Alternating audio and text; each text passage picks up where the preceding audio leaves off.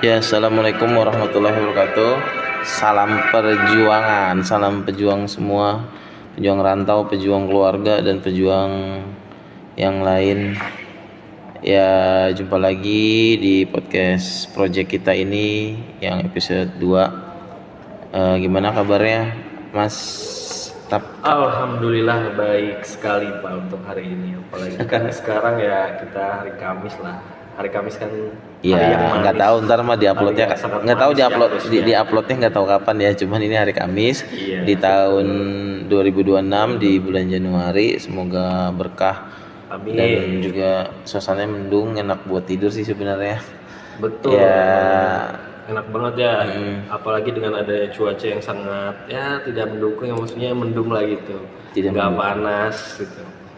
Nggak nggak terlalu gelap gitu. Tapi ya cocoknya emang gloomy. buat tidur lah gitu. Namanya gloomy. Ya, kemarin kan episode kemarin kita udah denger nih tentang perjuangan Mas Rapkap ya di kehidupan lah gitu. Cuman emang belum detail, mungkin nanti detailnya bisa kita bikin lagi episodenya. Cuman sekarang paling dari saya Tuan Takur ingin Betul. ini ya mau ceritain gimana saya sekarang bisa ada di tempat ini, di posisi ini, di pekerjaan ini gitu. Karena memang epic juga sih, kayak jalannya Allah, takdirnya Allah, jalannya Tuhan. Memang kita kadang nggak sangka-sangka gitu bahwa kita Betul. bisa ada di sini gitu. Jadi paling berawal dari waktu saya dulu seorang anak SMA yang baru lulus, ya cita-citanya pengen kuliah gitu. Cuma saat itu bingung mau kuliah di jurusan apa, karena nggak tahu, nggak ada yang ngarahin, karena orang tua juga dulunya bukan seorang yang pendidikannya nggak tinggi gitu, cuma lulusan SD sama SMP gitu, jadinya nggak bisa ngarahin. Jadi ya saat itu bingung ya, karena dulu jurusan IPA, akhirnya ya milih ya sesuai dengan kesukaan lah, biologi saat itu. Dan ternyata ada jurusan bioteknologi lah di salah satu kampus di Tangerang gitu, yang punya Pak Habibie Iya, gitu. berarti lebih Yang ke pertanian lah ya. Iya, bioteknologi itu ke pertaniannya gitu. Sebenarnya sih bioteknologi itu jurusannya, fakultasnya pertanian sebenarnya gitu. Jadi ya ngambillah di sana gitu, dan harganya juga saat itu tahun 2001 itu mahal gitu, lumayan mahal. Tapi alhamdulillah orang tua sanggup, ya kata ya udah nggak apa-apa, karena memang nggak ada pikiran buat langsung kerja gitu. Nah, kerja apa ya gitu saat itu. Cuman ternyata teman-teman yang seangkatan banyak yang kerja gitu. Agak nyesel juga sih, ternyata banyak yang pada kerja di Sharp, di Panasonic gitu, dan mereka tuh sambil kuliah gitu. Cuman karena waktu itu nggak kepikiran, mungkin karena memang nggak ada yang ngarahin, jadi ya udahlah semaunya aja. Akhirnya ya berkuliah lah di sana gitu ya. Jurusan itu sedikit gitu orang-orangnya, nggak banyak. Jadi satu angkatan tuh pertanian ya cuman, ya saya seangkatan 20 orang lah gitu. Ternyata di sebelum-sebelumnya itu juga lebih dikit, ada yang cuma 10, ada yang cuma Tapi ada ceweknya kan? ada ceweknya. Maksudnya takutnya laki semua gitu.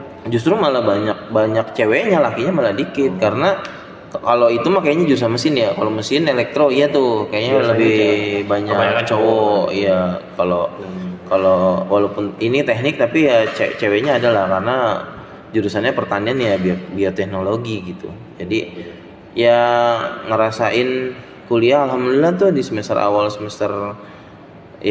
lah gitu ya, nilainya walaupun seneng nongkrong gitu, seneng main-main di kampus itu, cuman ternyata nilainya lumayan gitu, maksudnya yang tertinggi lah di urutan 1, 2, 3 lah gitu. Dan teman-teman pun seangkatan bingung gitu, kaget, karena ngerasa kok nih anak tukang nongkrong, tukang bercanda, tapi kok nilai bisa tinggi gitu. Karena dulu saya punya prinsip itu, sistem SKS gitu.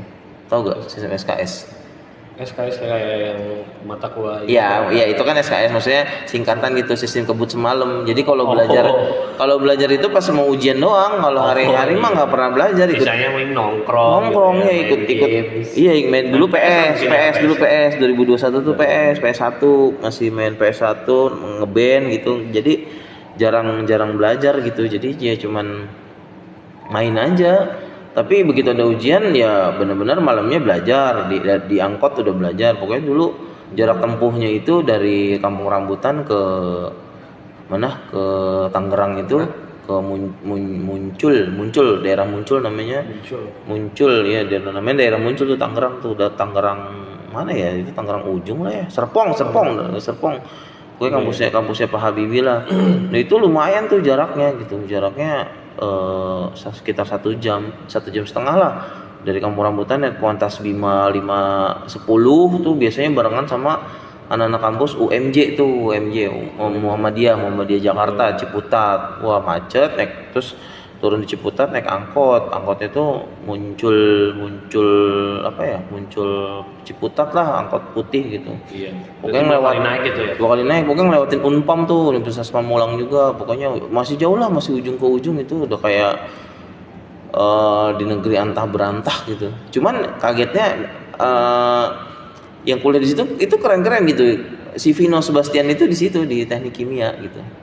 Beda satu angkatan. Banyak lah. Terus ada yang senior gue juga, dia gitarisnya, kalau tahu band heavy metal tuh yang underground, si Bang Pai itu senior gue tuh, angkatan 98. Dia itu gitarisnya ini dulu ada namanya Betrayer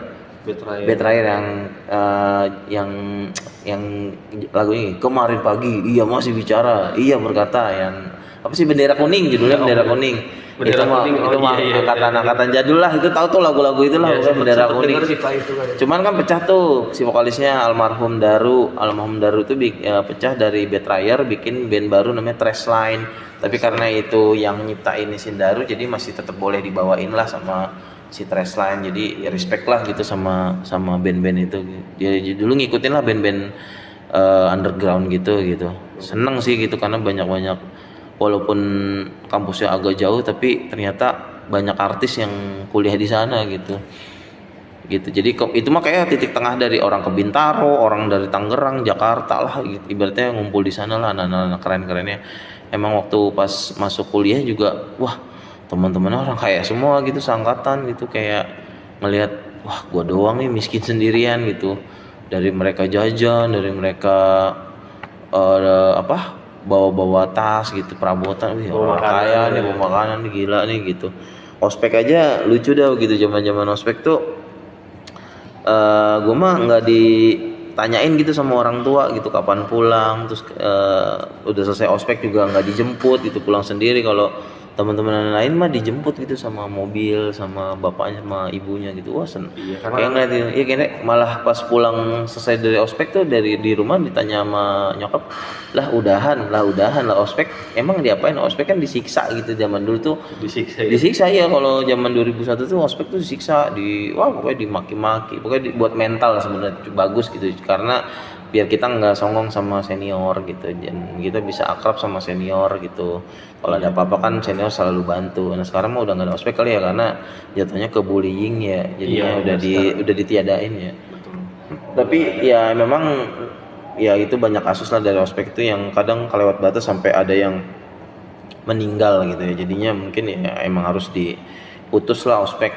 Anak-anak sekarang juga sebenarnya harusnya udah ngerti lah orientasi itu kayak gimana gitu buat di kampus. Ya gitulah pokoknya.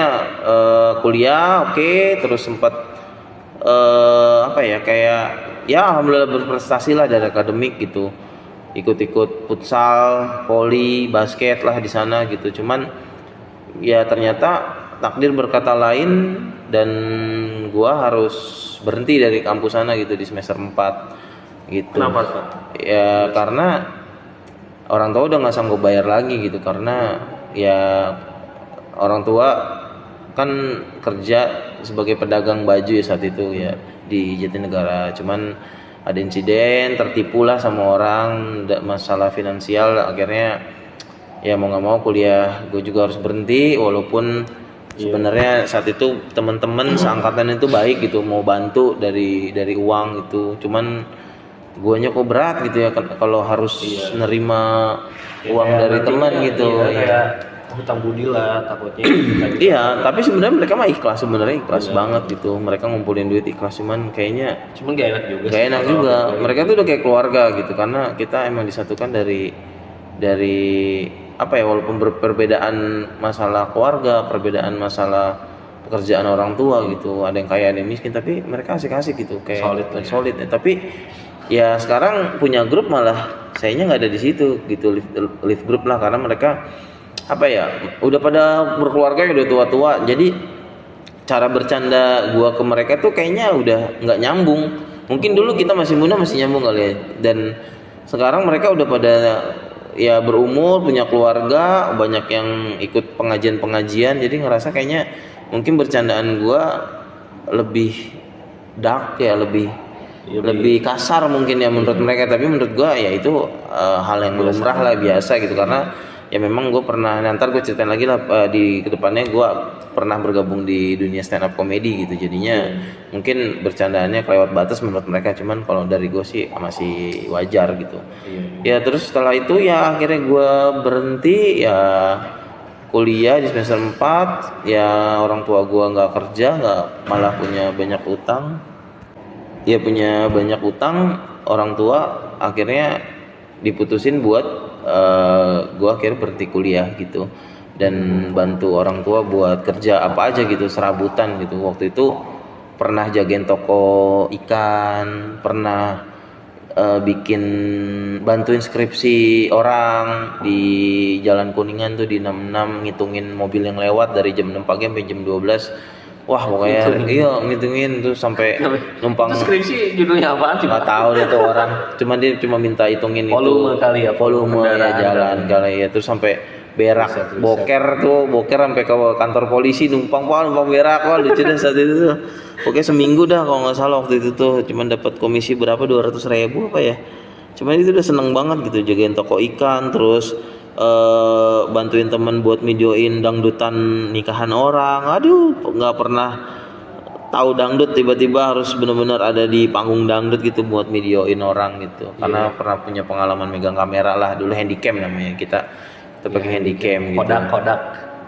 Kodak udah bukan Kodak lagi ya, Kodak mah foto, kalau ini video, benar-benar video, jadi handycam namanya handycam. Tapi pas selama kuliah berarti berapa semester Pak? 4 semester doang ya, biotek gitu udah. Wah padahal pengen banget lulus dari sana gitu, S1 reguler kan maksudnya ya? Reguler, mahasiswa reguler. Nah, akhirnya udah tuh berhenti semester 4, cuman emang ada niat pengen nerusin lah, kalau ntar ada uang nerusin gitu, cuman ya waktu itu lagi ya uang keuangannya belum, ini masih serabutan, karena memang bantu ibu lah buat biaya harian gitu. Karena adik yang cewek juga masih sekolah, ada yang kecil yang nomor 3 juga masih sekolah, jadi memang ya udah jadi dipaksakan untuk menjadi kepala rumah tangga jadinya gitu saat itu gitu. Akhirnya dengan bapak juga banyak utang gitu, dari perusahaan itu banyak ditipu orang lah, cuman nggak ngerti gimana bisnisnya, nggak pernah cerita juga almarhum bapak. Jadi ya udahlah gitu, jadi kita nerima aja kondisi sekarang dengan cara ya harus bangkit lah gitu. Gimana mau nyesalin, mau nangis, mau teriak-teriak, sempet tuh gue 2 minggu apa seminggu gitu nggak pulang ke rumah karena kesel, karena ngerasa loh kan gue mau kuliah gitu, kenapa gue harus berhenti gitu, kayak ada rasa itu, karena ya namanya kita masih kecil ya, umur 19, 17, 18 tahun lah gitu saat itu. Mikir kok tega banget gitu kan, gue pengen kuliah, pengen lulus, cuma nggak bisa support dari keuangan doang, padahal otak gue mampu gitu. Gue ngerasa mampu, gue ngerasa gue pinter, akademik gue baik, nggak pernah ngulang-ngulang kuliah gitu. Ya sedih lah saat itu, sampai di kampus tuh nginep gitu kan, ada himpunan gitu, jadi nginep di kampus, bajunya nggak ganti-ganti, itu lagi itu cuci, ntar itu besok ganti cuci gitu. Makan juga siang sama teman-teman aja gitu yang bawain, terus kalau malam kita beli bubur kacang hijau tuh ada di depan 2.000 gitu, sama pagi bubur lagi. Nah siangnya ntar teman-teman bawain tuh biasanya pada bopel gitu. Ya segitulah, iya. Cuman akhirnya ya mau sampai kapan kayak gini mulu, di kampus juga kan kita harus bayar kan, gitu, nggak bisa ada dispensasi. Akhirnya ya udahlah berhenti aja gitu. Ya tak kayak tadi kerja serabutan, pernah masang-masang apa sih namanya tuh yang komponen buat TV itu tuh komponen ya resistornya kan dipasang-pasang tuh dulu. Jadi kita ngambil borongan lah. Pokoknya satu komponen itu 150 rupiah gitu. Pokoknya sama ibu juga di rumah. Zaman dulu pas 150. Iya per komponen. Sambil dengerin radio Mustang dulu, dengerin si Molan sama Riko lah sama Surya waktu ngerjain itu gitu. Akhirnya ya ada info dari temen gitu, Gilang namanya, Gilang temen kuliah, ibunya katanya kerja di farmasi lah gitu, farmasi yang di daerah Jalan Raya Bogor yang kita akhirnya ketemu di sana ya Mas gitu. Jadi itulah sejarahnya, langsung bawa CV, bawa lamaran ke Jalan Raya Bogor. Waktu itu alhamdulillah lagi puasa Senin Kamis tuh, lagi Senin kalau nggak salah, datanglah lagi puasa tuh, pokoknya di pabrik itulah, katanya mau langsung diinterview. Nah dikirain tuh cuman mau ngasih lamarannya doang, ternyata mau langsung diinterview gitu sama manajer packagingnya gitu, namanya almarhum Bapak Yusuf tuh, masih inget dah. Si ibu itu, si nyokapnya temen, namanya Tante Emi, bilang Pik nanti langsung diinterview gitu. Langsung diinterview, mana kos itu pakai celana gombrong lepis, untung sih pakai kemeja ya, cuman rambut masih gondrong, belum cukur kan, selama kuliah tuh gondrong, ama pakai sendal gunung. Coba itu gimana mau diinterview kayak gitu, sendal gunung, bingung kan. Terus suruh tunggu aja gitu, ntar jam 2 kok. Lah kita datang jam 10 sampai nungguin orang istirahat. Nah disitulah ketemu Bang Hendra tuh, nunggu bareng sama Bang Hendra tuh. Bang Hendra dia tuh driver dulu, drivernya orang HR-nya situ, perusahaan itu gitu. Temulah ngobrol-ngobrol Bang Hendra gini-gini. Wah ternyata itu akhirnya berteman sampai 2023 sama Bang Hendra kan. Itu emang jodoh ya gitu. Jadi temenan gitu. Ya keterimalah kita gitu alhamdulillah. Nah terus diinterview lah, masuk tuh gondrong-gondrong. Wah pokoknya kan saya bawa ijazah, ya adalah seminar-seminar waktu kuliah, terus skripsi yang transkripnya pas kuliah itu yang di Tangerang itu nggak dipakai, katanya sih butuh ijazah SMA aja gitu. Wah sakit hati banget sih saat itu, cuman ya udahlah, terima aja lah karena kita butuh kerja. Bilangnya cuma butuh buat 3 bulan karena memang perusahaan itu dulu, pabrik itu belum ada shifting, masih shift normal. Nah saya nih anak-anak muda ini yang jadi ternyata itu dia baru interview lagi setelah puluhan tahun belum pernah nerima karyawan lagi gitu ya. Jadi saya tuh gua tuh sama tim yang tua-tua, yang 8 orang itu, yang nanti sama Bang Hendra itu sebenarnya baru direkrut lagi lah, baru ada hiring lagi tuh di perusahaan itu. Jadi terus akhirnya kita tuh buat shifting. Nah shiftingnya juga katanya masuk jam 9:30, pulang jam 8 malam. Itu mah biasa aja ya gitu, kayaknya ya udahlah gitu. Kalau enggak shift 2, pulang jam 10 gitu. Ya udah gitu, enggak apa-apa gitu. Tadi proyeknya buat cuma 3 bulan. Sampai 20 tahun di sana. Perusahaannya dulu farmasi tapi punya Swiss. Namanya beda ya, depannya R lah gitu. Yang Pak Fuad sekarang ada di sana lah gitu. Terus udah gitu ya MCU sama Bang Hendra ke prodianya di daerah Senen. Wah dulu kan belum berani kemana-mana ya, Terus akhirnya sama Bang Hendra janjian, minta nomornya, akhirnya udah tuh lolos lah kita. Nah disitulah ketemu Junaidi, ketemu Badui. Nah, akhirnya yang keterima tuh Bang Janwar, almarhum Andi, terus ada Mbak Wilda saat itu satu lintingan tuh. Saat itu tuh ada namanya Taufik juga. Nah sebenarnya sebelum itu emang nyari kerjaan juga sih gitu sama Bang Asep Saiful, keliling tuh, wah kemana aja lah gitu, karena kita tetanggaan kan dulu kan, kita nyari ke daerah-daerah kota itu naik bis, kayak bener-bener apa sih, pencari kerja bawa map gitu. Itu bener banget dan gua ngalamin gitu. Dan dulu emang pakai map ya Pak? Iya gitu ya, kita stok lowongan, ngeprint banyak ke pabrik, ke ini nggak ada lowongan. Wah sedih banget saat itu, ngerasain apa yang mungkin anak-anak sekarang ngerasain ya gitu, kayak aduh yang belum ada lowongan di sini Pak, taruh aja lowongan di sini Mas gitu. Iya, taruh masuk pernah ke Air Asia tuh, ingat banget tuh sama Bang Asep. Lu aja yang ngomong, lu kan mahasiswa katanya. Aduh, Bang Asep udah coba deh itu. Kocak banget ya. Jadi gue mulu yang selalu ngomong itu. Karena gue ingat Bang Asep ya, nah gue udah keterima di sana. Akhirnya gue juga ngasih info nih, ada buka lagi tuh setelah setahun kemudian buka lagi lowongan buat shifting juga. Akhirnya Bang Asep keterima alhamdulillah gitu, karena memang histori kerjanya dia banyak ya, jadi dia punya pengalaman banyak, jadi akhirnya keterima sampai sekarang. Bang Asep masih ada di sana lah gitu, alhamdulillah gitu. Ya itulah pokoknya perjuangannya ya saat itu bener-bener gimana ya, survive banget lah gitu. Alhamdulillah ketemu di sana. Akhirnya peralihan lah 2005 itu peralihan perusahaan tuh dari Swiss ke Jerman, yang sekarang lah masih ada gitu. Nah itu saya juga tadinya bakal mau diangkat jadi karyawan, ternyata enggak, karena pernah punya kasus lah, pernah punya masalah lah sama almarhum Pak Yusuf. Saat itu kena pas lagi ada audit, saya masuk ke ruangan yang terlarang lah, akhirnya kena SP, jadinya saat itu nggak diangkat karyawan. Jadi saya pun sempat masuk yayasan kok, saat itu masuk yayasannya apa ya, saya lupa. Sempat ke yayasan dari dulu ya. Dari dulu 2000 yayasan tuh dari 2005 ada di sana tuh, 2005 yayasan tuh.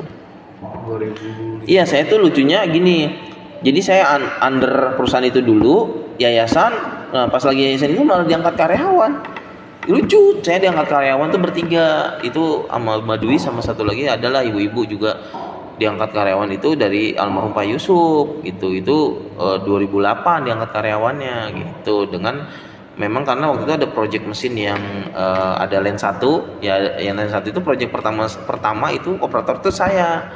Karena alhamdulillah bisa bahasa Inggris lah, karena yang training itu orang-orang dari Eropa kan, dari Jerman gitu, dari Jerman sama dari Itali. Jadinya ya butuh orang yang bisa operator bisa bahasa Inggris gitu ya. Waktu itu bisa lah dikit-dikit gitu, walaupun nggak bagus tapi yang penting bisa gitu ya. Alhamdulillah proyeknya jalan, alhamdulillah. Terus atas support juga ada namanya dulu Mas Dian Priantoro, kita panggilnya Mas DP. Nah dia juga sebagai supervisor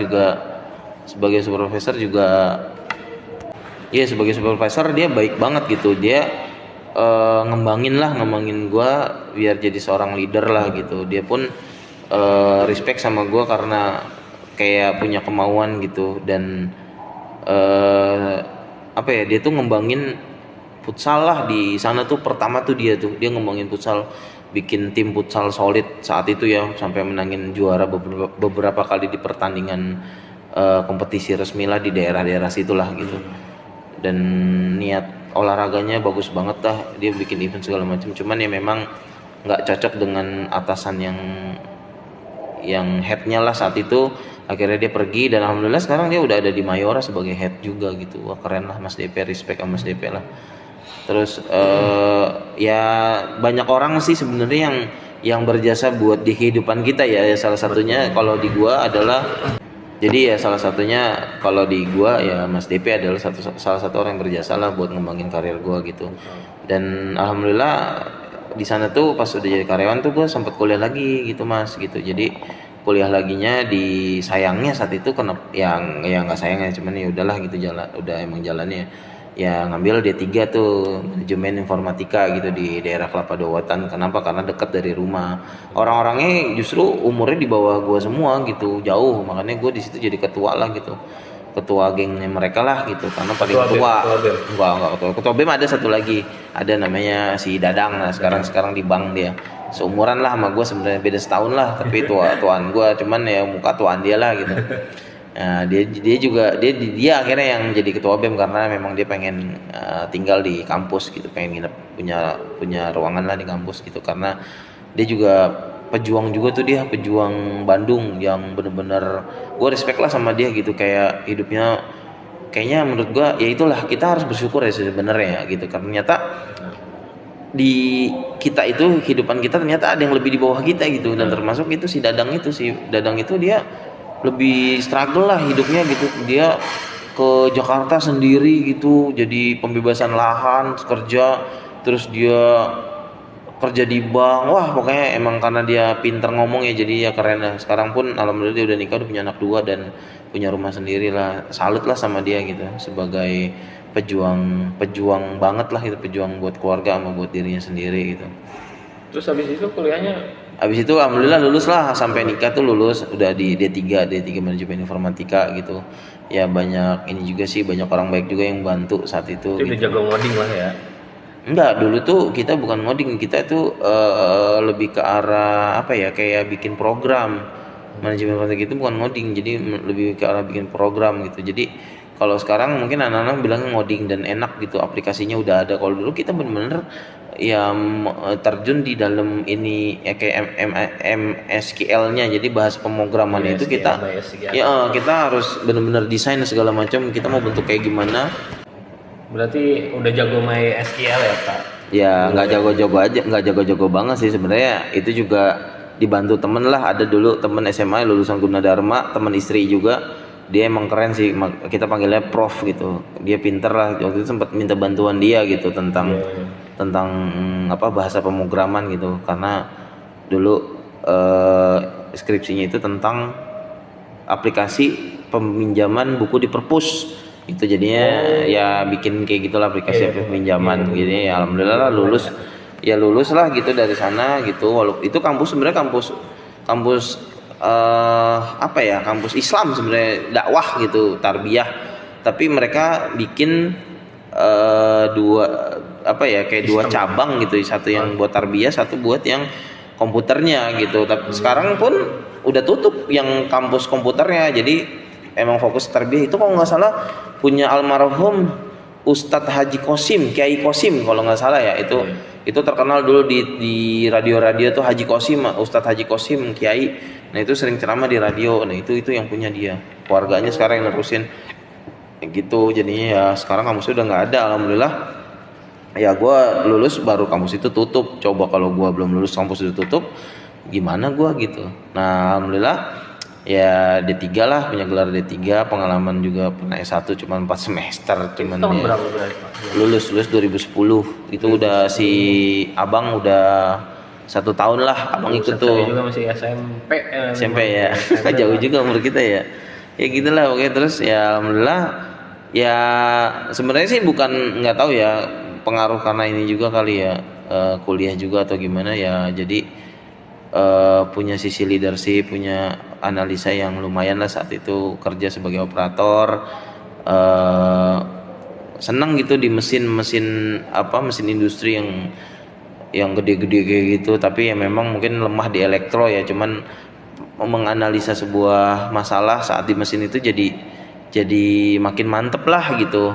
Dari yang tadinya di effervescent line terus pindah ke blistering line gitu. Jadinya dan dipercaya alhamdulillah gitu, jadi leader di sana buat ngelit, terus juga buat training ke teman-teman, seneng gitu. Dan mungkin apa ya, dulu juga akhirnya sempat support omnya kamu nih gitu, sempat support. Waktu itu dia baru masuk sebagai supervisor, terus minta supportnya tuh ada mesin blister 3 tuh, itu projectnya dia tuh. Nah gue tuh sebagai operatornya, dan alhamdulillah berhasil. Dan dia juga seneng kayaknya ngelihat perkembangan gue, dan om lu adalah juga termasuk salah satu yang gue bilang adalah yang mengembangkan karir gue juga lah di sana gitu. Jadi ya gitulah, kalau orang baik ketemu orang baik ya hasilnya akan baik gitu. Jadinya ya alhamdulillah gitu bisa ngembangin itu. Dan ya dinaikin lah karir gue saat itu jadi leader, terus akhirnya naik lagi jadi apa namanya, belum ke supervisor, technical support dulu. Masuk normal terus tuh, jadi masuk normal terus, nggak shifting. Jadi pokoknya bikin aplikasi tentang OII. Waktu itu OII itu baru ada di sana tuh, akhirnya bikin OII, bikin draft OII segala macam. Itu cuma setahun kalau nggak salah deh. Terus baru tuh jadi foreman gitu, bantu karena sering bantuin Bu Uli sebagai dulu seorang foremannya gitu. Dan ya pas lagi jadi foreman pun itu kan masih juga megang mesin blistering gitu. Nah terus kayak ngerasa coba bantu kerjaan supervisor gitu, kayak ngecek nge-review BR gitu. Nah terus ternyata alhamdulillah BR yang gue review itu batch record ya, BR itu batch record hasil dokumentasi proses. Nah itu lumayan lah hasilnya, nggak jelek gitu, jadi nggak banyak temuan lah dari QA-nya. Nah, alhamdulillah eh ya alhamdulillah sama Om Lu itu gue tuh dipercaya waktu itu kita buat FTA itu Factory Test Acceptance. Jadi kayak kita si perusahaan ini farmasi ini beli mesin di perusahaan Itali dan Jerman. Nah gue tuh dipercaya untuk ke sana untuk ngetes mesin itu di sana gitu. Wah seneng banget kan dipercaya gitu. Sama adalah salah satu supervisor waktu itu posisi gue masih foreman, jadi gue kesana dan buat dia percaya sama gue karena ya gue adalah salah satu mungkin yang dia percaya bisa menganalisa lah nanti kurangnya apa di sana, jangan sampai mesin yang udah nyampe di Indonesia akan nggak bener gitu, nggak sesuai dengan produk-produk kita gitu, produk yang di sana gitu. Akhirnya ya udahlah dipercaya ke sana, ya alhamdulillah seminggu di Itali, seminggu di Jerman gitu. Ya selain iya mantep ya, itu pengalaman paling sangat luar biasa lah yang pernah gue dapetin di perusahaan yang itu gitu, karena pertama kali ke luar negeri. Iya pertama kali ke luar negeri, ke Eropa pula lagi gitu. Gak dan ke Prancis gitu, perapatan Ciamis. Ya Ciamis, perapatan Ciamis, Prancis. Ya terus ya apa ya, seneng gitu walaupun kerja tapi ada hiburannya lah di sana gitu, jalan-jalan ke saat itu tuh Manchester United lagi main tuh, lagi mau lawan Juventus, padahal dari kotanya Bologna ya. Waktu itu ke Juventus tuh cuman satu setengah jam lah katanya gitu.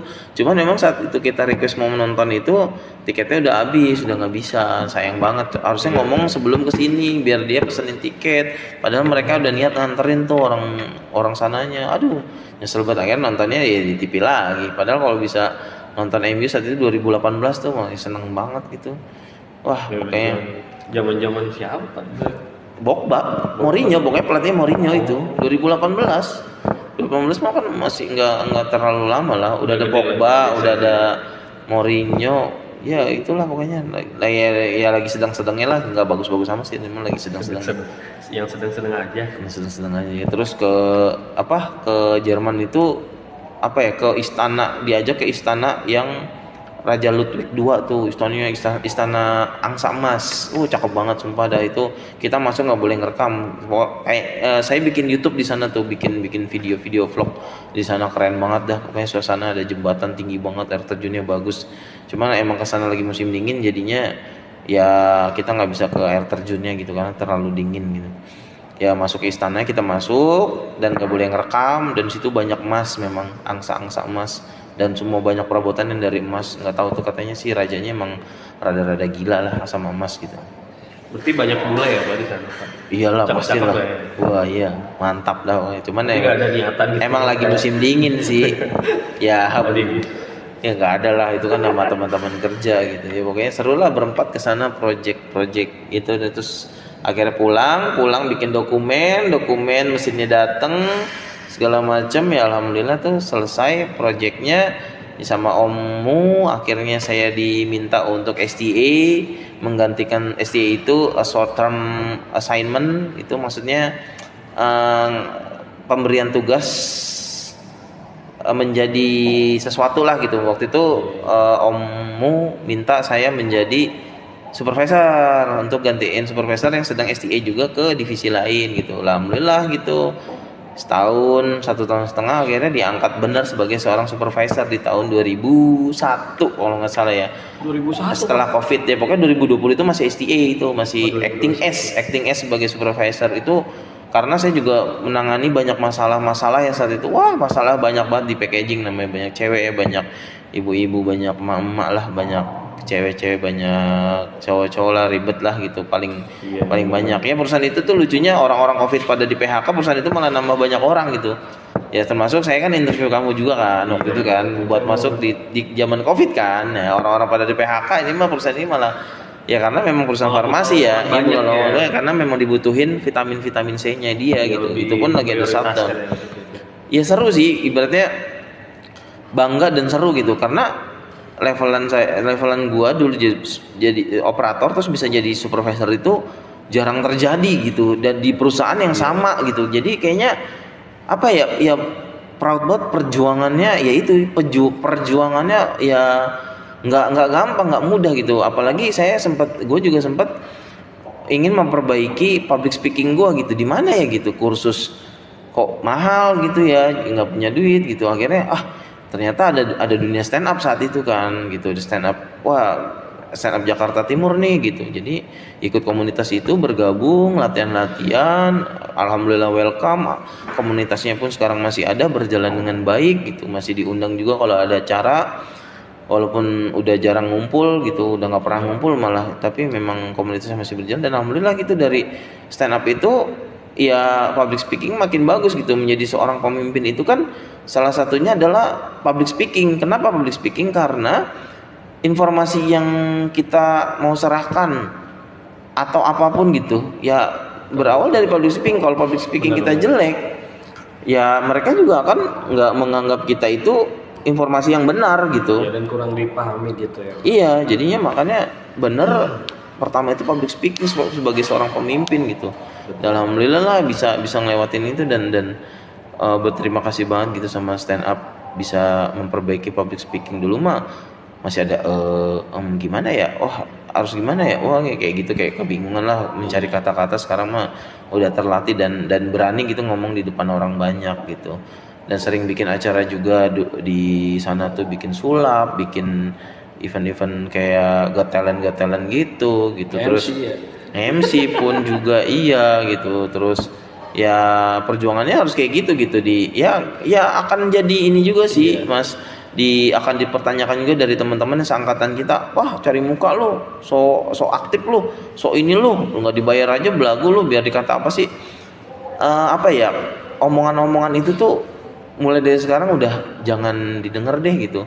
Kalau kalian memang mau maju sendiri gitu. Kalau emang punya teman-teman kayak gitu, jangan diajak maju. Jadi biarin aja gitu, jangan dipeduliin. Nah, gue sering ngomong kok ke kalian dah, ke teman-teman yang memang lagi berjuang buat meniti karir. Kalau ada omongan kayak gitu dari temen, itu bukan temen lu, itu adalah penghalang lu, obstacle lu, itu musuh lu. Jadi jangan abaikan aja orang kayak gitu. Ignorance, bener. Jadi orang ignorant buat orang-orang kayak gitu, itu bagus gitu, karena mereka nggak penting buat lu dalam hidup lu. Kalau lu susah, mereka emang mau bantuin lu. Jadi jauhin teman-teman kayak gitu. Jadi mendingan kalau ada teman yang ngerasa saat lu lagi berjuang, ayo semangat lu bisa, nah itu adalah teman-teman baik lu, itu yang lu harus jaga sampai lu mati gitu. Begitupun gua ngerasa saat itu ya, gue punya sahabat yang sepenanggungan lah, Wahid gitu, yang sekarang udah ada kerja di perusahaan Jerman juga di Tangerang. Terus sekarang ada Bram juga gitu, yang memang support saat itu gitu. Jadi senang gitu, walaupun cuma sedikit, tapi ya berarti buat hidup gue dan buat perjuangan gue gitu. Jadi yang pernah gue bilang juga ke kalian, bahwa lu cuma hanya butuh satu orang untuk dengerin lu cerita, nggak butuh banyak, butuh satu orang buat dengerin lu cerita. Nggak butuh solusi, yang penting lu bisa cerita dan orang itu mendengarkan, udah selesai.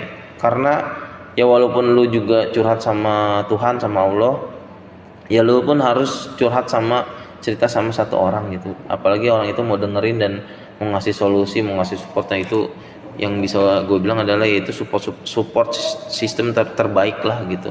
Yang gue punya ya itu ada Wahid, ada Bram gitu, yang gue ngerasa ya selain istri gitu, maksudnya di luar istri.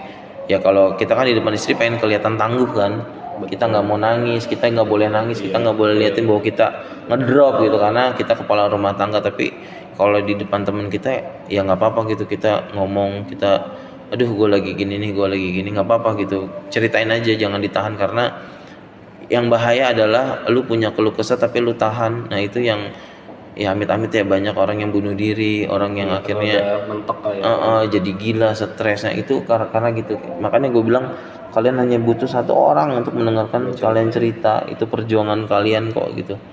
Benar sih Gitu. Jadi ya alhamdulillah, ya mungkin karena bukan takdirnya lama di sana, padahal gue sama istri udah seneng banget gitu kerja di sana, pengen pensiun di sana. Cuman ya berkata lain lah, takdir berkata lain, dan mungkin itu adalah keputusan dari Allah yang terbaik gitu. Mungkin gue di sana banyak dosa, mungkin ya banyak orang yang gak suka gue gitu. Jadi memang harus berakhir nggak bisa bekerja sama dengan lama di sana. Jadi ya memang akhirnya kena pengurangan, kena cut off gua sama Wahid.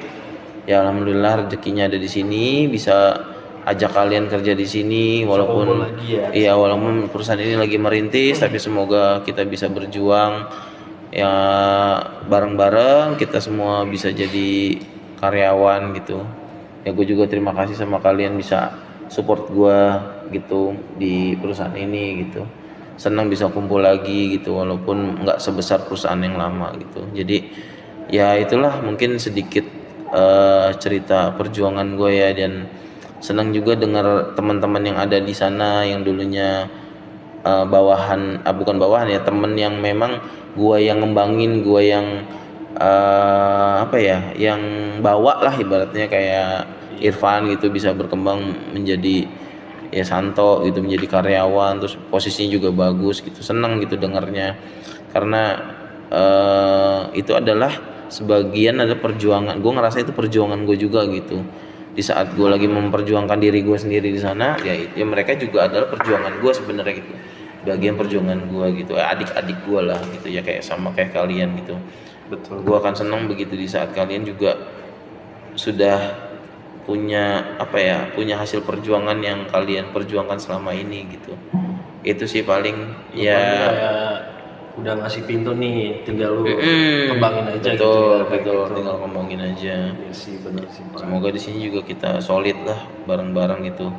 Paling mungkin gini kali ya Mas, setiap ada sesi kita podcast gini mungkin kita kasih satu pesan-pesan atau kata-kata hari ini gitu kali, lebih enak ya. Nah kalau di Mas Harapkan nih, pesan-pesan kata-kata untuk hari ini apa? Paling ya kalau pesan dari saya ya, kadang ya kalau misalkan kita kan nggak mungkin bisa menghindari dari sesuatu hal yang misalkan manusia yang nggak senang sama kita gitu Pak. Jadi pasti ada yang ada senang, aja. apalagi kalau Nabi Muhammad pun ada ya. Betul. Apalagi kita manusia apalagi biasa. Kita kan yang maksudnya banyak kesalahannya. Betul. Pasti ada aja. Kadang kan kita tahu juga tuh ada peribahasa semakin tinggi semakin kencang angin. Iya angin, iya betul. Jadi ya buat kalian ya, buat semuanya, pejuang, buat kita ya, pejuang. Iya buat pejuang semua, mau pekerja ataupun di rumah tangga atau ya apa kayak gitu. Pokoknya pejuang semua ya, semangat berjuang gitu, karena ya yang penting gimana ya, kayak udah hidup lu jalanin aja, take it flow. Iya gitu, kayak air aja gitu Pak, yang penting kan mengalir gak gitu. ada yang ngehambat gitu. Itu aja sih. Oke, mungkin dari Pak Topik ya yang ada ya. Kalau dari gue sih yang tadi sih yang gue bilang, lu hanya butuh satu orang untuk mendengarkan lu keluh kesah lu, kesedihan lu.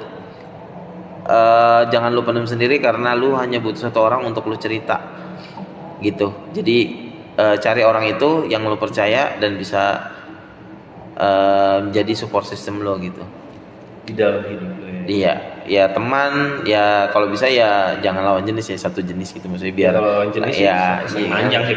Iya, takutnya manjang gitu. Iya. Jadi mendingan ya satu jenis ya, sahabat lu lah gitu.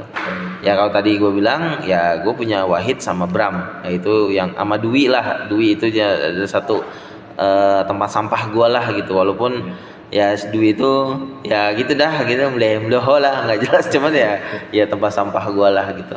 Yang gue makasih mereka selama ini mau mendengarkan keluh kesah gue gitu. Thank you brother, thank you teman-teman. Semoga kalian bisa terus mendengarkan keluh kesah gue selama ini dan kalian bisa sukses, murah rezeki dan sehat-sehat. Itu sih dari gue. Thank you buat episode hari ini. Semoga bisa bermanfaat ya, pejuang-pejuang di sana, pejuang rantau, pejuang keluarga, pejuang buruh, pejuang segala macam. Semoga bisa memotivasi kalian lah menjadi pejuang sejati di dunia yang fana ini. Assalamualaikum warahmatullahi wabarakatuh. See you.